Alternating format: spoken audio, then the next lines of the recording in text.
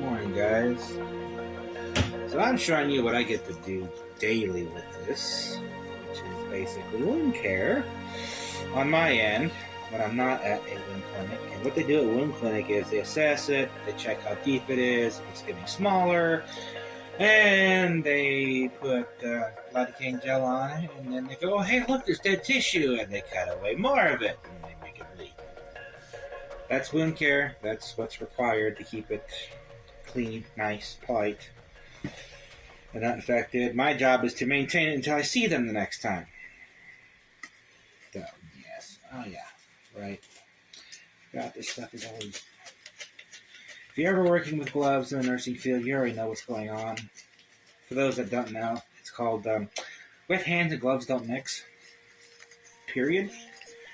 So this will be a two-part video. This will be taking off the dressing, showing you what it looks like, cleaning it, and then there's going to be a wound wash on it, which takes 15 minutes to soak. We won't be showing you that boring dribble.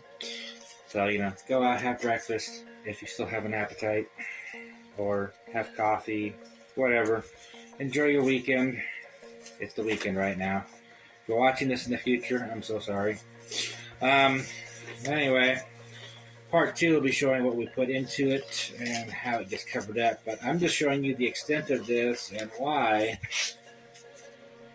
I'm trying to fundraise, because what I'm doing here at home is only a small part of trying to keep this wound from getting worse and the leg from getting worse, because everything else that's going on is under the wound and in the leg, and it keeps swelling. Look at this.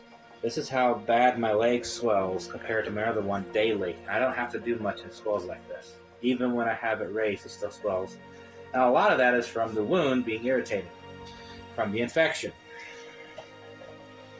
So, anyway, now that we've got everything prepped, we are going to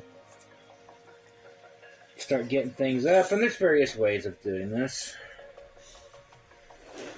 and attaching this, but for now, we're going to try to peel this away. I've tried various methods of keeping this bandage on. I have yet to find a good way to keep it from getting wet. Saran wrap works a little bit, and then it starts to leak.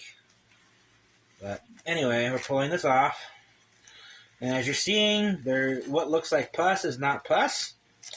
That is a combination of a silver alginate that is impregnated with medicated honey, which you'll see in part 2. And this is basically the body's natural liquids as it is debriding the wound naturally. There's no smell to it. If there's a smell, there'd be an indication of it getting worse, but there isn't. And what I'm doing is I'm just spraying sterile distilled water. They send you home with normal sterile saline solution, but it's only so much. And so they will tell you that if you use distilled water, it is cheap and it works the same, as long as you don't let it set for too many days, because it will start to grow something. So you have to keep it changed out. So all I'm doing is keeping the wound irrigated. You don't want to stream. You don't want to hurt the tissue. Keep the wound irrigated. I'm patting it to remove any more of that exudate on there. And this is to help keep it moist. One more pass will do.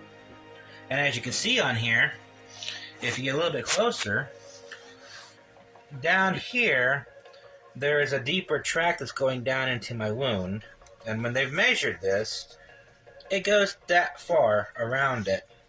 And they're thinking that there's an abscess. According to the MRI, there's a possible abscess somewhere around here near the bone that they're worried about. Plus, it goes into the muscle tissue, which is what is infected. So this is why I need wound clinic treatments and possible x-rays and all kinds of other things going on that may or may not be covered with what we've got. Now this is good. It's bleeding. That means there's good supply to it.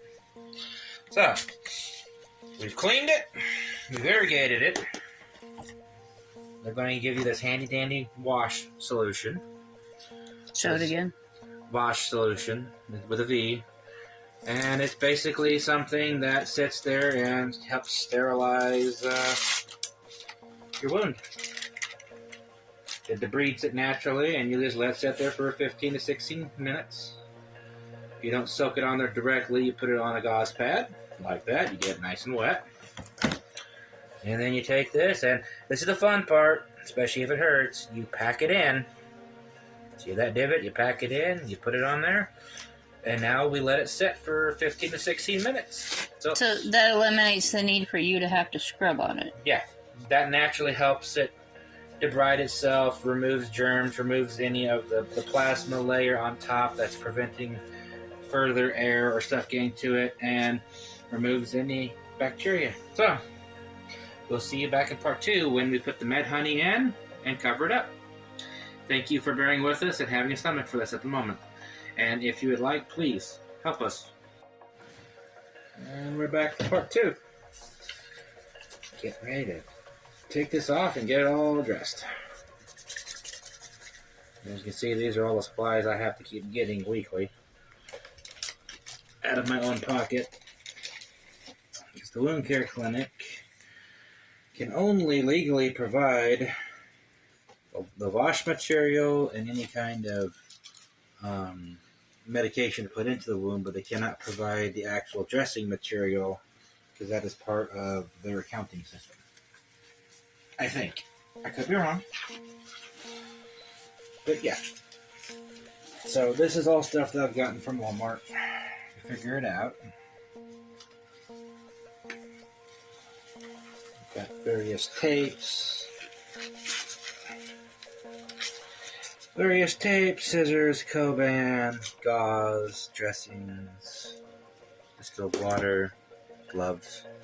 Anyway, so what I'm going to do is I'm going to go ahead and remove this. And as I see, it's nice and clean and happy and pink. Toss that. Then we're going to take this, and this has the honey alginate in it. And silver alginate is a natural, not natural, but it's a wound care product that helps reduce bacteria in the wound while it's healing. This honey alginate, as you can see, the yellow, is that silver alginate with medicated honey on it to help keep things sterile and promote that earlier debriding that we saw in that color. So what we do is we cut a little bit of it,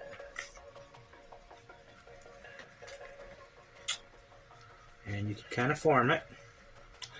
And this is where it gets kind of squeamish for some people, because the wounds can be kind of grumpy. But we basically just take it and we just kind of pack it in there, like so. And then we take a wound dressing. You can use regular gauze. You can use these, which are more absorbent, since sometimes when I'm busy or if my leg swells really bad, it gets kind of weepy and extra drainage, so this kind of helps. And so I take this and this. And the best way I figured this out, I used to stick the alginate and stuff directly on doing dressing and then kind of use it as a way of holding it to the wound while doing the tape. An easier way to do this is you can do it in whatever position you want. I like a diamond because it kind of helps relieve the pressure of the tape constantly going in the same area. But I will do a little piece of tape just to hold it in place. Removing gloves. This is often not proper procedure. Do not, if anyone is a nurse, do not be taking notes on this because this is not proper procedure. But in my experience, tape and gloves do not mix. At least if you want tape that's going to function properly.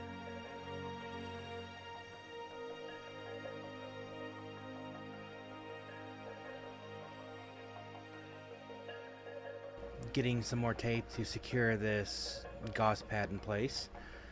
And we're going to start by going up each of the different sides here.